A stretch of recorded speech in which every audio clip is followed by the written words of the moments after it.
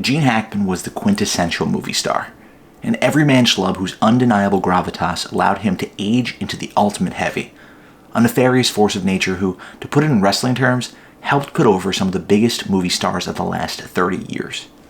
He's a man who essentially played himself in every movie, never quite disappearing into a role, but instead bringing his trademark arrogance and competency to just about every role he ever played. He was imposing, but not in the way we think so many modern action heroes are. His heroes feel like bastions of a bygone era, where our protagonists didn't all look like superheroes, muscle-bound and perfect. Hackman was tall, but mushy in the middle. He felt real, yet somehow larger than life. This is Dan Versus, where I, Dan, take on a movie, an actor, a director, or otherwise, and try to figure out whether their works are worth watching. Today we're going to build the Gene Hackman Hall of Fame, a definitive homage to one of film's greatest actors. But before we get started, we need to establish some ground rules for how this Hall of Fame is going to work. We're going to be doing these Hall of Fames for all sorts of different actors and directors, but we're starting with Gene Hackman because of his recent passing. And with each of these Hall of Fames, we're going to have some recurring requirements. Each Hall of Fame will feature at most 9 movies that fall into these 9 categories. Our first category is going to be an award winner. This one's relatively self-explanatory. The actor either has to have been nominated for an Academy Award or for a Golden Globe in this picture. Now, why did I choose Golden Globe? I don't know. I was just trying to expand the pool a little bit. Ultimately, the Globes are, I think as most people know, kind of a fugazi situation. Our number 2 category is going to be box office smashes. These are movies that have to have made at least $100 million at the box office. For number 3, every movie star has to have been in at least one two-hander, a movie where the actor stars opposite another big heavy, another big movie star. Think Thelma and Louise, think My Dinner with Andre, think Dumb and Dumber, think Before Sunrise. All of these pictures where you have 2 major stars kind of going at it in a two-handed movie where they are the focus of this whole thing. Number 4, we're going to go with auteur turn. That's going to be a movie where the actor tries to turn auteur. They try to work with an auteur director, somebody who is working maybe the indie scene, where they transition away from some of these big pictures that they're making at the top of their powers. We see this a lot for movie stars as they reach their peak of their powers. They try to dip back into the auteur waters to maybe show people that, hey, I can still actually act here. I'm not just playing a undefeated, invincible superhero in every movie. Next up, comedy. Now, every serious actor of the last 40 years, quote-unquote serious actor, has at least attempted some sort of comedic role within their career.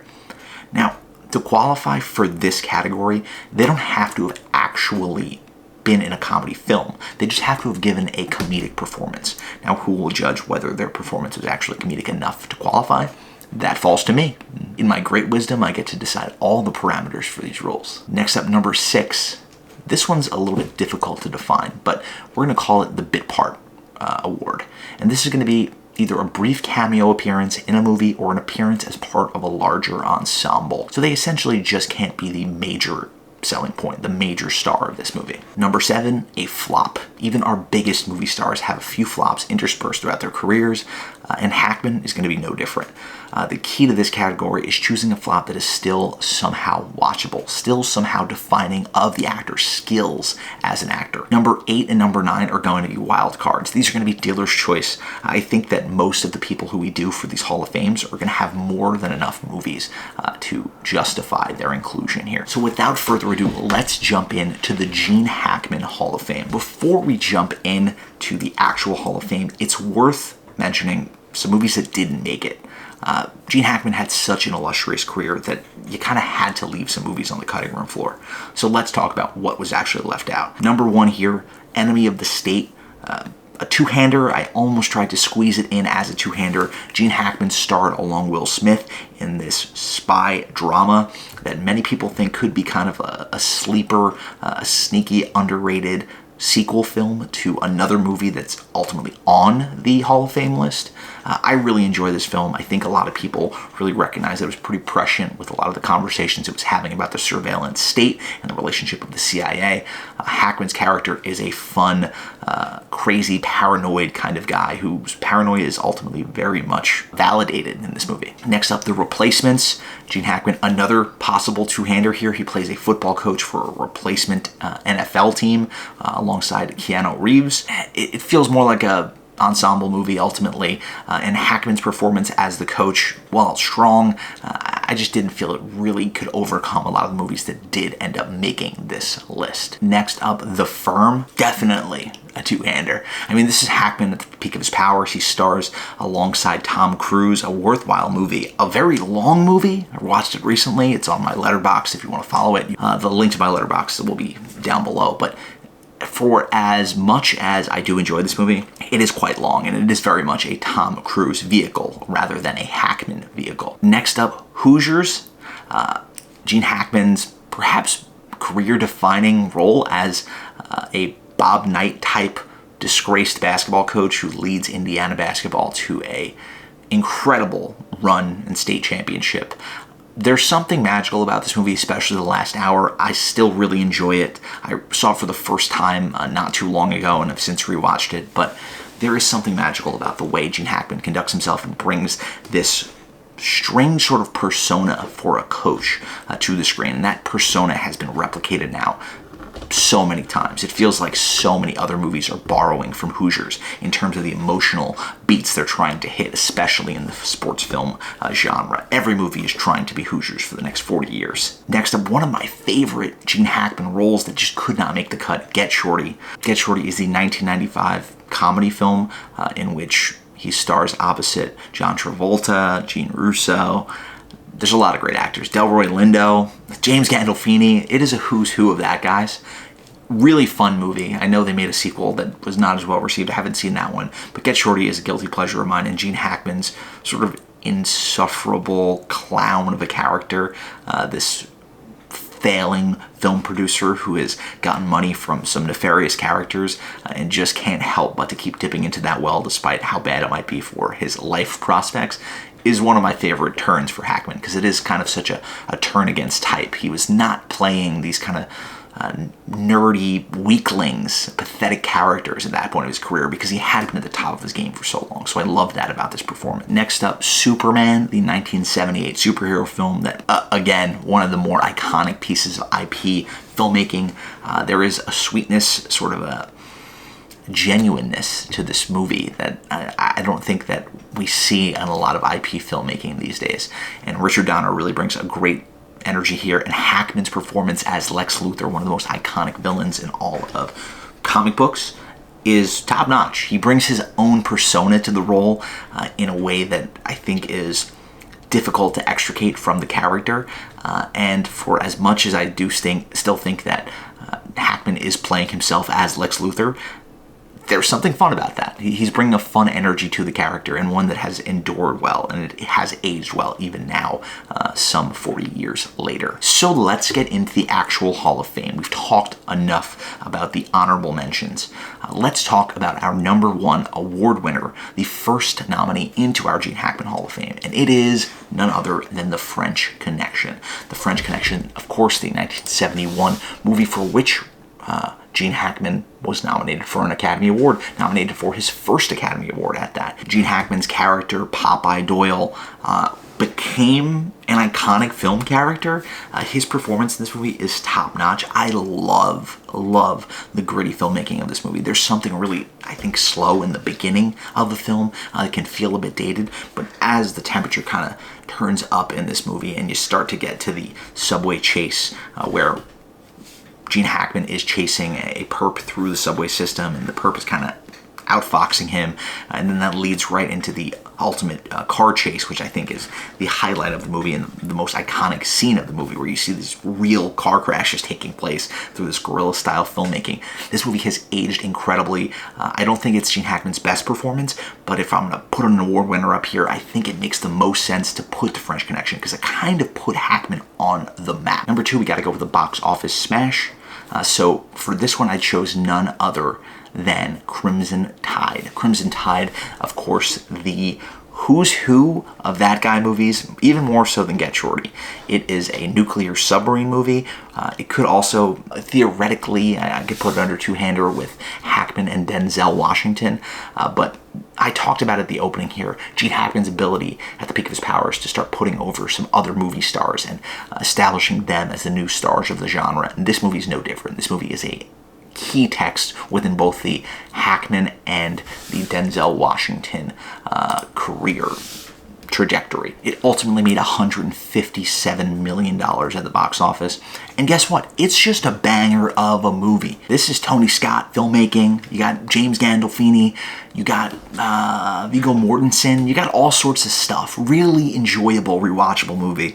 If you see this movie on basic cable, which I know nobody watches anymore, there's no more channel flipping, but my God, this is a fun movie to rewatch. It is just something that they don't make now. There would be such high stakes for an expensive movie like this these days, and I just love to watch it. It's all set on this soundstage, essentially, that is a nuclear submarine, and it still is so compelling because Hackman is electric as the big bad of this movie, who is potentially going to send the world into nuclear warfare. And Denzel trying to defy him and going head-to-head with him is just unbelievably compelling. On top of all the actors I already named, Crimson Tide's score was done by Hans Zimmer. As a Zimmer acolyte, I cannot recommend this movie enough. It is phenomenal. Now, number 3 on our list, a two-hander. There was a couple options here. I ultimately went with a movie that I recently saw for the first time. That is Mississippi Burning.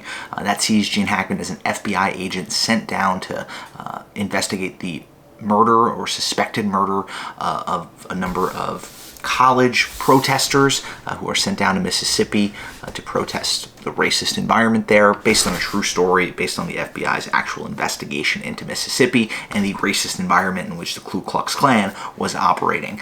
Gene Hackman stars opposite Willem Dafoe, and Willem Dafoe plays this nerdy sort of bookish FBI agent, whereas Gene Hackman plays this more grizzled, looser FBI agent who is from the South. And there is a scene in this movie with Gene Hackman in the Ku Klux Klan headquarters that I just love. So much of this movie is incredibly visceral and upsetting. To me, it's one of the more underrated, scary, horrifying movies I've ever seen. And the general exaltation you feel when Gene Hackman starts beating up some of these guys, it's visceral. The villains in this movie are truly one of the most heinous I've ever seen in a movie. They essentially almost rape a woman. They are commit sexual violence against women. They beat up women. They commit heinous racist acts. They lynch a man on screen. It is a deeply upsetting movie that I think Hackman and Dafoe, for as much as they are treated as sort of white saviors in this movie, it is still a really, really compelling watch. And go read the actual story, because the story, while reflected in the movie, is obviously not true to tell. It is a very interesting story. Next up, number 4, Auteur Turn. Now, I kind of cheated with this one. I expanded the category to include a man who was an auteur filmmaker and then became kind of a blockbuster filmmaker. And for this, I chose The Conversation, Francis Ford Coppola's paranoia thriller starring Gene Hackman as a security operative who listens in on other people's conversations. This movie I again saw for the first time recently following Hackman's passing. It is phenomenal. The tone of this movie is so just incredible. You're really pulled into this world. You feel the paranoia, the music, the score, all of it is so good. And while there are a few slow sections as they kind of rope you into this movie, by the end you're totally committed to Hackman as this paranoid man, this deeply lonely person who can't really trust anyone. And I must say, a lot of modern media owes a great debt to this movie. More than any other show, I think the show Severance owes so much to the way it is shot, to The Conversation. The framing, the cinematography, the music, and just the tonality of the entire system of the entire show Severance is borrowing so heavily from The Conversation in a way that I just could not stop thinking about as I was watching The Conversation. I love this movie. Go watch it if you haven't seen it. It is an incredible addition to the Gene Hackman Hall of Fame, and it must add, frankly. Number 5, a comedy here. There's a couple that I could have gone with. Ultimately, I went with The Birdcage. Why did I choose The Birdcage? The Birdcage is a 1990s comedy in which Gene Hackman stars opposite Robin Williams and Nathan Lane. He plays the Republican congressman, father of a young woman who is getting married to Nathan Lane and Robin Williams' son. And it is hilarious. Really, really funny movie. Hackman is really understated in this movie, but he delivers a lot of hilarious lines. His entire chemistry with Nathan Lane in the latter part of this movie is so good. Anyone who watches it, I think, will enjoy this, and Robin Williams and Nathan Lane are throwing 100 miles per hour in this movie. One thing, don't dismiss this movie, the son, Nathan Lane and Robin Williams' son in this movie is an absolute jerk. One of the worst people ever put to film. He's so mean to his two homosexual fathers who are just trying to love him and treat him nicely, and he essentially is ashamed of them and super mean to them. So, great movie despite that guy being the worst. And Hackman is, again, great in it, and I think it's his best comedy turn. Next up, cameo, bit part. I went with young Frankenstein in this movie. Hackman's part is extremely minuscule. It's very funny. And a lot of people I know probably didn't even recognize him when they saw this movie for the first time in that role. But I'll show a brief sort of clip within this video of it. But as you can see, he's not really in the movie for a very long time. I think Young Frankenstein is a great film, and I think Hackman's involvement in it is just sort of a funny tidbit. Hackman appears in only one scene in Young Frankenstein. He plays a blind hermit who takes in young Frankenstein and scares young Frankenstein away just by his very nature. It's a very funny scene, and it's a worthwhile Hackman role. Next up, in flop, I went with The Poseidon Adventure, the 1972 disaster movie that sees a cruise liner upended by a tidal wave at New Year's Eve. One of the best posters maybe ever. Movie posters, you should just be so much better. Look at this movie poster, I'll put it on here. Is that not just the coolest thing? Does that not just make you want to see movies? Movie makers, take note. What a great thing here. Hackman is great in this movie. It was sort of a critical and a commercial failure because it was a massive production at the time, but the score is unbelievable. There is so much to love about this movie. If you listen to the score and you're thinking, wow, this is so good. Who did this score? John Williams. John Williams of Star Wars fame. Maybe the best thing to come out of Star Wars, John Williams and his epic scores. He crushed the score of the Poseidon Epic, and I love it as a Hackman flop. Now, dealer's choice, I get two wild card picks here. Difficult, admittedly, because there's a lot of good movies, Hackman movies, that I listed in my honorary mentions. Now, my first wild card is going to be The Royal Tenenbaums. And Hackman in this movie plays the failed father of three strange genius children, played by Ben Stiller, Luke Wilson, and Gwyneth Paltrow. It is Wes Anderson's, I believe, second film. And to me, this movie is a masterpiece. The family dynamics, Hackman as this guy who honestly was a terrible father throughout, and his earnest attempt to reconcile with his children under the idea that he is dying, is something that I found really deeply compelling. Hackman, it's one of my favorite roles for him, and there are so many stories you can look into about how Hackman had to be paid scale with everybody else, which was well below his rate at the time this movie was made, because at that time, he was one of the biggest movie stars in the world, still, 20 years after coming onto the scene.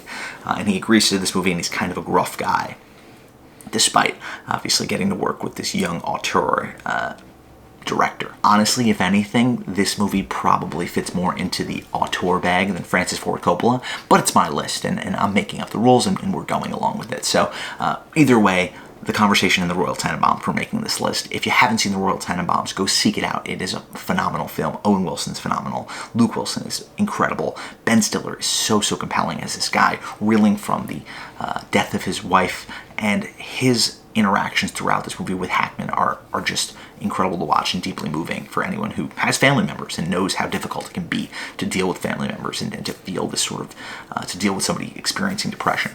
So seek out The Royal Tenenbaums if you haven't seen it yet. Now finally, our Gene Hackman Hall of Fame ends with his turn as Little Bill in the movie Unforgiven.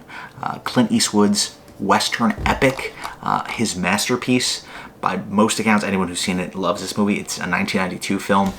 It's a traditional Western in which Hackman plays Little Bill, a corrupt sheriff of this little town, of this small Western town. And as someone who watched it for the first time recently, there is a lot of this movie that is extremely slow and likens back to the olden westerns where there's a lot of talking, not a lot of action, but man, the last 30 minutes of this movie are simply unbelievable.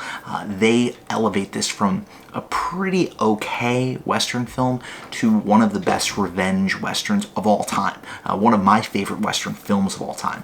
And Little Bill is a large part of that. He is the primary antagonist in this movie, and he plays that antagonist role so well. Hackman's Hall of Fame has a lot of these roles where he is just a jerk. I mentioned The Poseidon Adventure. He's not a nice guy in that movie. I mentioned Unforgiven. He is really not a good guy here. The Royal Tenenbaums, for much of that movie, he is a terrible person. All of these roles, there is one universal, unifying thing. The Hackman Hall of Fame is built up of these roles of arrogant, somewhat likable jerks.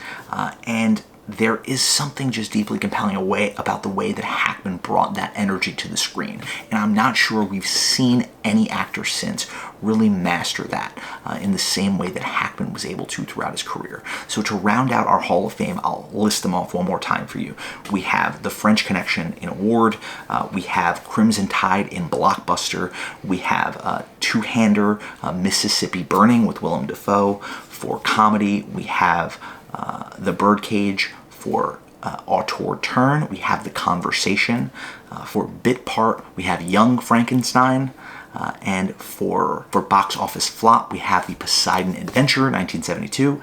And for our two wild cards, we have The Royal Tenenbaums, followed by Unforgiven. This has been the Gene Hackman Hall of Fame. Let us know what your Gene Hackman Hall of Fame looks like. Subscribe to the channel for more of these videos. We're going to be doing all sorts of Hall of Fames going forward. Thanks for the time, and I'll talk to you guys soon. Bye now.